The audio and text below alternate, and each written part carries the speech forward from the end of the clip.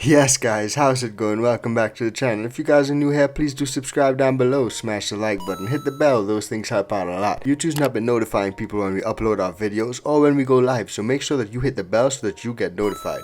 Anyway guys, today we've got a super dope episode for you guys. A lot of people may know there's tons of nutrients on the market and we don't know which ones we should use sometimes. I just decided to put together a little list of 5 nutrients that I've used and I think work great. And we're trying to put together a simple list because there are tons of things out there and I haven't used them all, so this is just what I've used. If you've used stuff that work great and I haven't listed them in this video, drop a comment down below and let me know what they are, because I'll probably look into it and add them in and do a video on it, who knows. So today's video is all about nutrients and feeding. Yep, because those two things go hand in hand and they're super important. Before we get into that guys, we just want to remind you guys the Seed Club membership is still open. Thank you so much to everyone who signed up so far. It's going to be a freaking awesome ride. If you haven't signed up, don't miss out. It's going to close soon, so definitely get your name signed up. And if you're looking to cop any grow equipment, the ICANTHE discount code with Mars Hydro works and you can save yourself a few bucks and cop a new grow light. Now without further ado, let's get into today's video.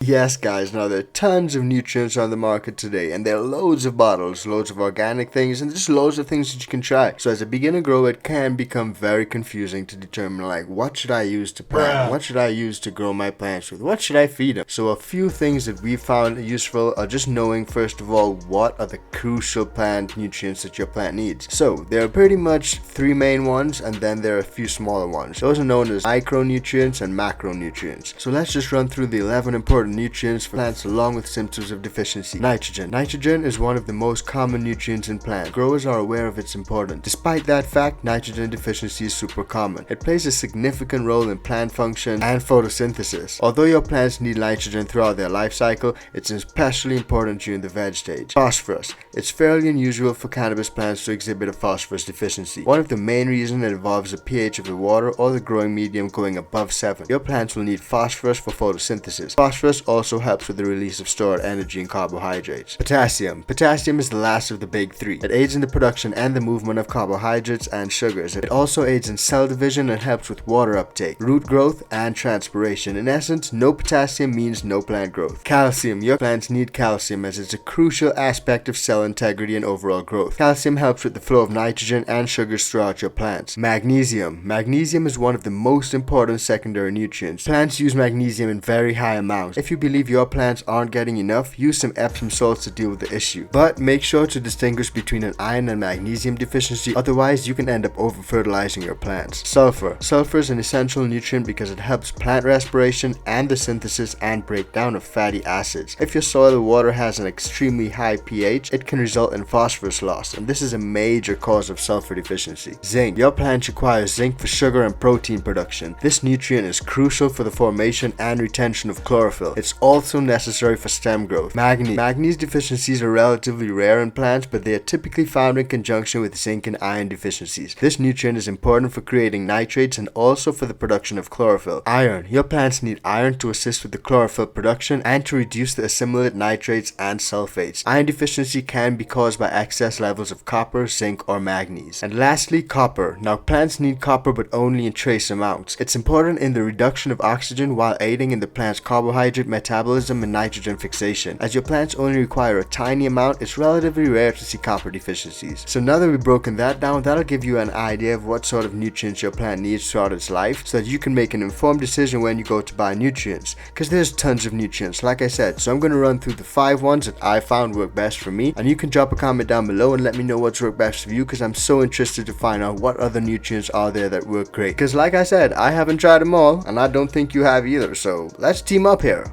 Yeah? Okay guys, now first off, this one may be a bit controversial, but for me, I started off with the Fox Farm Trio. The Fox Farm Trio with the Grow Big, the Tiger Bloom, and the other one, I can't even remember what it is. That worked great for me when I just started off. But I actually just found myself using only the Grow Big and the Tiger Bloom, the one for veg and the one for flower. The other one has a sort of mix of like earthworm castings and bat guano in like a liquid form, and you mix that in and use it for all stages of plant growth. But I just got great results with the 2 main main one. So I actually found myself buying the bigger bottles in like the Grow Big and the Tiger Bloom, and I used that for a while. But it can burn, it can run hot, so definitely start off quarter strength with these if you use it. But I found that I've had great results. Plants loved them in veg. When I fed them in veg, compared to plants that I didn't feed them with in veg, it grew a lot faster, a lot more internodal stacking. It was actually pretty ridiculous. So I grew some really nice buds with it. And in flower as well, the buds really stacked up with that Tiger Bloom. I guess it really has like a nice serving of phosphorus and potassium in there. So definitely, if you haven't tried it and you're growing and you're using synthetics, you can give that a try. I've used that when I started off growing synthetics and I had great results. So bruh.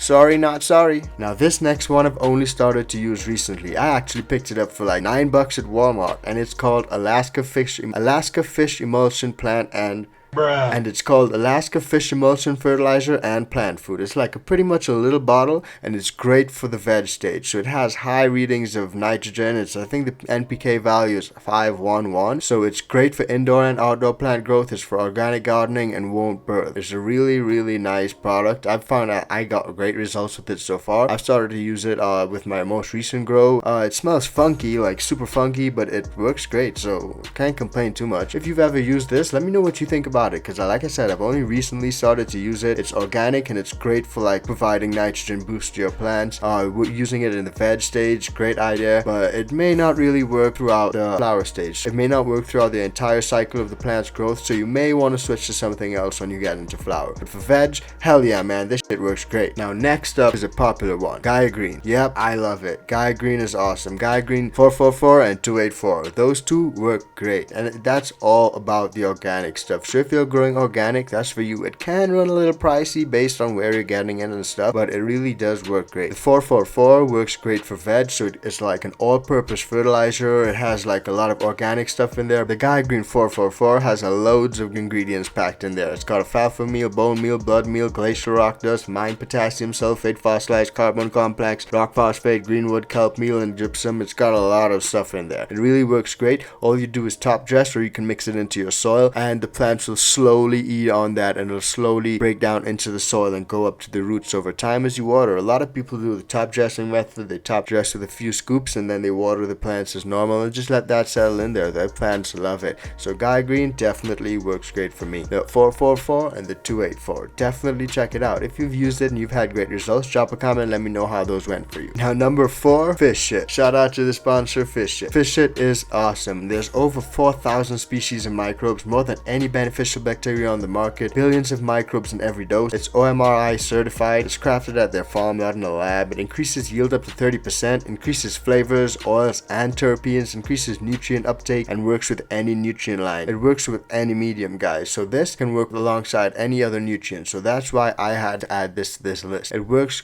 great to boost that microbial activity in the soil. I've only recently started using it and I can already see the differences. Been following a lot of growers that use this for a long time, and I've always been like so in awe at their results just by using this, just adding it to their watering systems, and man, it works a treat. So huge shout out to Fishhead Farms for what they're doing, because guys, they're doing some great stuff. Now this cannot act as a substitute for any fertilizers, in the sense that it will not give your plants those macro and micronutrients, but what it will do is boost the microbial activity in the medium, in the soil, and within the plant and its growth and its roots. So it'll really help to boost and promote that plant growth. So again, fish shit is not a fertilizer. It contains no available nitrogen, potassium, or phosphorus. You can use it in addition to any of the other things that I've mentioned so far, or in addition to what you already use. It's an organic soil conditioner. Organic soil conditioner. Now, having broken down the micro and macronutrients at the beginning of this video, that should give you guys an understanding that it's not always about the brand name nutrients. You can always go out there and find something that's heavy in the N or the POK ratios and give those to your plants. Your plants will not really know the difference. You may notice certain differences in the way your plants grows, but once you provide those nutrients to balance those deficiencies, then you should be fine. So what I'm saying is familiarize yourself with the NPK ratios and with the micro and macronutrients, and that way when you go to the plant store, you won't be super confused. You'll be like, okay, I need to provide this nutrient to my plant to fix this deficiency, so I'm gonna get this. Okay, Okay, so don't always get confused and buy a bunch of bottles of nutrients because you may not always need them all. With that said, honorable mentions to a few other nutrient lines that we have tried. We've tried Turpinator, General Hydroponics, Big Bud, Bud Candy. We've tried a few different ones, gotten good results with them. We've even tried some of the Humboldt line as well.